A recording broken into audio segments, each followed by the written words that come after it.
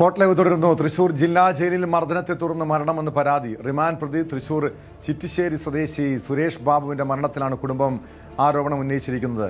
ഇക്കഴിഞ്ഞ 26-നാണ് ജില്ലാ ജയിലിൽ തലകറങ്ങി വീണതിനെ തുടർന്ന് മെഡിക്കൽ കോളേജിൽ പ്രവേശിപ്പിച്ചത്. ഇന്നലെ ഉച്ചയ്ക്ക് ശേഷമാണ് മരണം സംഭവിച്ചത്. എന്നാൽ ആരോപണം ജയിൽ അധികൃതർ നിഷേധിച്ചിട്ടുണ്ട്. വിവരങ്ങളുമായി നവമി ദിനേശ് ചേരുന്നു.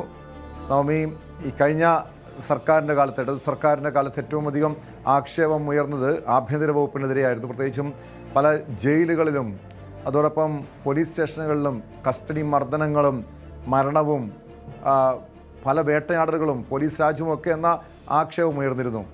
UDF സർക്കാർ വന്നു. കാരണം UDF അന്ന് ഇത്തരം ഈ പോലീസിൻ്റെ നരനായാട്ടിനെതിരെ വലിയ പ്രതിഷേധങ്ങൾ ഉയർത്തിയിട്ടുള്ളതാണ്. ഈ സർക്കാർ അധികാരമേറ്റ ശേഷം പുതിയ ആഭ്യന്തരമന്ത്രി വന്ന ശേഷവും ഒരു മാറ്റവുമില്ല പോലീസിൽ. ഇതുപോലുള്ള ജയിലിൽ ഒരു പ്രതി മരിക്കുന്ന സംഭവം ഇത് മർദ്ദനത്തെ തുടർന്നാണോ? എന്താണ് കുടുംബത്തിൻ്റെ ആരോപണം?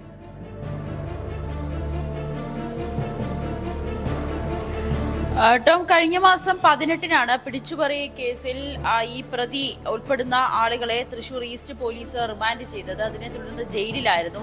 26-ാം തീയതി ഇയാൾ ജയിലിൽ കുഴഞ്ഞു വീഴുകയായിരുന്നു. പിന്നീട് ആശുപത്രിയിൽ ചികിത്സയായിരുന്നു. ചികിത്സയ്ക്കൊടുവിൽ ഇന്നലെ ഉച്ചയോടുകൂടിയാണ് സുരേഷ് ബാബുവിന്റെ മരണം സ്ഥിരീകരിക്കുന്നത്. അതിനെ തുടർന്ന് പോസ്റ്റ്മോർട്ടം അടക്കമുള്ള നടപടിക്രമങ്ങൾ ഇനി പുരോഗമിക്കും. ഇന്ന് പോസ്റ്റ്മോർട്ടം ഉണ്ടാകുമെന്നാണ് അറിയാൻ സാധിക്കുന്നത്. അതിനിടയിലാണ് കുടുംബം ഈ ഒരു ആരോപണവുമായി രംഗത്തെത്തിയത്. ഈ മരിച്ച സുരേഷ് ബാബുവിന്റെ ശരീരത്തിൽ മർദ്ദനത്തിന്റെ പാടുകൾ ഉണ്ടായിരുന്നു എന്നാണ് കുടുംബം പറയുന്നത്. അതിനെ തുടർന്ന് ഈ കസ്റ്റഡി മർദ്ദനമാകാം മരണ കാരണം എന്നൊരു ആരോപണവുമായി കുടുംബം രംഗത്തെത്തിയിരിക്കുകയാണ്.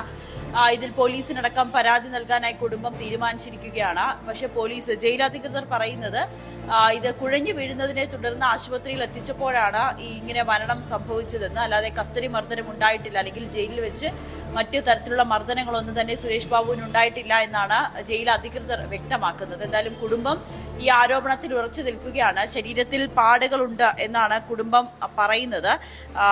കുഴഞ്ഞു വീഴത് മാത്രമായിരിക്കില്ല, മുഖത്ത് മർദ്ദനമേറ്റ പാടുകളുണ്ടെന്നാണ് ഇയാളുടെ വീട്ടുകാർ ആരോപിക്കുന്നത്. എന്തായാലും മകന്റെ മരണത്തിലെ ദുരൂഹത അന്വേഷിക്കണമെന്ന് ആവശ്യപ്പെട്ടിരിക്കുകയാണ് കുടുംബം.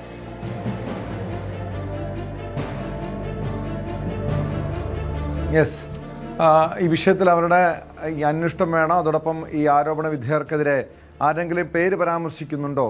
ഈ ജയിൽ അധികൃതരുടെ ഭാഗത്തു നിന്നാണോ അതോ സഹതടവുകാരുടെ ഭാഗത്തു നിന്നായിരിക്കുമോ ആക്രമണം ഉണ്ടായത്? ജയിൽ അധികൃതർ പൂർണ്ണമായി നിഷേധിക്കുന്നുണ്ടല്ലോ.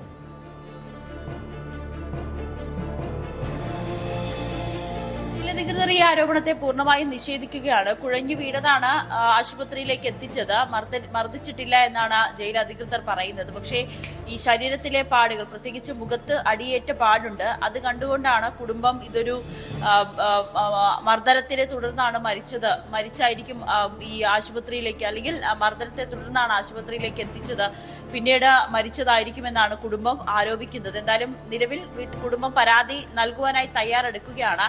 ആരുടെയും പേര് പരാമർശിക്കുന്നില്ല. സഹതടവുകാരുടെയോ അല്ലെങ്കിൽ ഈ ജയിലധികൃതരുടെ പേര് പരാമർശിച്ചിട്ടില്ല. എന്തായാലും പരാതി നൽകാനാണ് കുടുംബം തീരുമാനിച്ചിരിക്കുന്നത്. വ്യക്തമാണ്. നവമി ദിനേശാണ് വിവരങ്ങൾ നൽകിയത്. കൂടുതൽ വാർത്തകൾക്ക് News 18 Keralam YouTube channel subscribe ചെയ്യുക.